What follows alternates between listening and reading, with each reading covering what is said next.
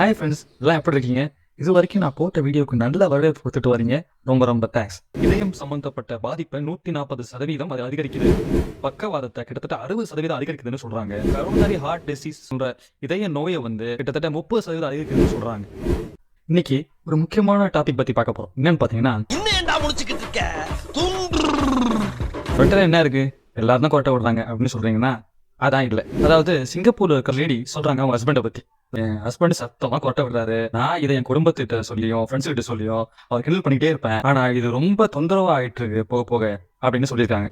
இந்த லேடி ஏதாவது சொல்லி அதை அவங்க ஹஸ்பண்ட் தப்பா எடுத்துப்பாரு ஒன்னும் எண்ணமும் உங்களுக்கு இருக்கு. இதை அவங்க பிபிசி இந்த நியூஸை கொடுத்துருக்காங்க. கொட்டைன்ற இந்த விஷயம் அவங்க 2 பேருக்குள்ளேயும் ஒரு பூகப்பத்தை ஏற்படுத்தியிருக்கு. இது என்ன பிரச்சனை அப்படின்னா, இவங்க ஹஸ்பண்ட் நைட்டு கொட்டை விடுறதால இவங்க நைட்டு ஃபுல்லா தூங்கவே முடியல. அதனால காலைல ரொம்ப டென்ஷனா இருப்பாங்க. ஆஃபீஸ்க்கு போனா அங்க வேலையே விடாதான், ஒர்க் ஃபோக்கஸ் பண்ணி முடியலன்னு பிபிசிக்கு சொல்லியிருக்காங்க. அவங்க அதிகமாக கொட்டை விடுற விஷயத்த அப்ஸ்ட்ரக்டிவ் ஸ்லீப் அப்னியான்னு சொல்றாங்க.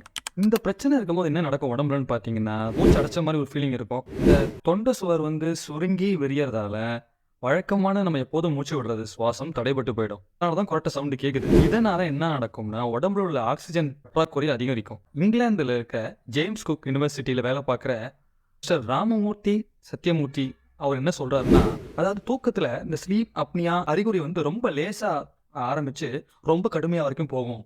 கொட்டையோட சத்தம் ரொம்ப அதிகமா இருக்கும், ஒரு தலைவலி இருக்கும், திருப்தியான தூக்கம் இருக்காது, ஒரு டென்ஷன், ஒரு பரபரப்பு, ஸ்ட்ரெஸ்லயே இருப்பாங்க அவங்க. இது மட்டும் இல்லாம ஆளும் ரொம்ப சோர்வா இருப்பாங்க, அந்த அளவு நினைவாற்றல் இருக்காது, எதுக்கு எடுத்தாலும் கோவப்படுவாங்க, மன எரிச்சல் வரும். இந்த தூக்கத்துல இந்த ரத்தத்துல இருக்க ஆக்சிஜன் அளவு குறையும் போது திடீர்னு அது பிளட் பிரஷர் ஏற்றி விட்டுரும் அப்படின்னு சொல்றாங்க. இந்த மருத்துவர்கள் ஸ்லீப் அப்னியா பற்றி ஆராய்ச்சி மேற்கொள்ளும் போது சில அதிர்ச்சிகரமான தகவல் நம்ம கிடைச்சிருக்கு. இதயம் சம்பந்தப்பட்ட பாதிப்பை 140% அது அதிகரிக்குது. பக்கவாதத்தை கிட்டத்தட்ட 60% அதிகரிக்குதுன்னு சொல்றாங்க. கரோனரி ஹார்ட் டிசீஸ் சொல்ற இதய நோயை கிட்டத்தட்ட 30% அதிகரிக்குதுன்னு சொல்றாங்க. இது சாதாரண கொரட்டை தானே அப்படின்னு அலட்சியப்படுத்தாம இதை மருத்துவரை அணுகி ஆலோசனை பெற்று இதுக்கு நிரந்தர தீர்வு காணணும் அப்படின்றது என்னோட வேண்டுகோள். ஓகே ஃப்ரெண்ட்ஸ், இப்போ இந்த வீடியோவை முடிச்சுக்கிறேன். இந்த வீடியோ சம்மந்தப்பட்டு ஏதாவது ஃபீட்பேக் சொல்லலாம், தாராளமாக கமெண்ட் செக்ஷனில் சொல்லுங்க. அடுத்த வீடியோவில் பார்க்குறேன். அது வரைக்கும் நான் உங்கள் முத்துக்குமரன். Thank you, take care. மறக்காம சர்ப்ரைஸ் பண்ணுங்க. தேங்க்யூ.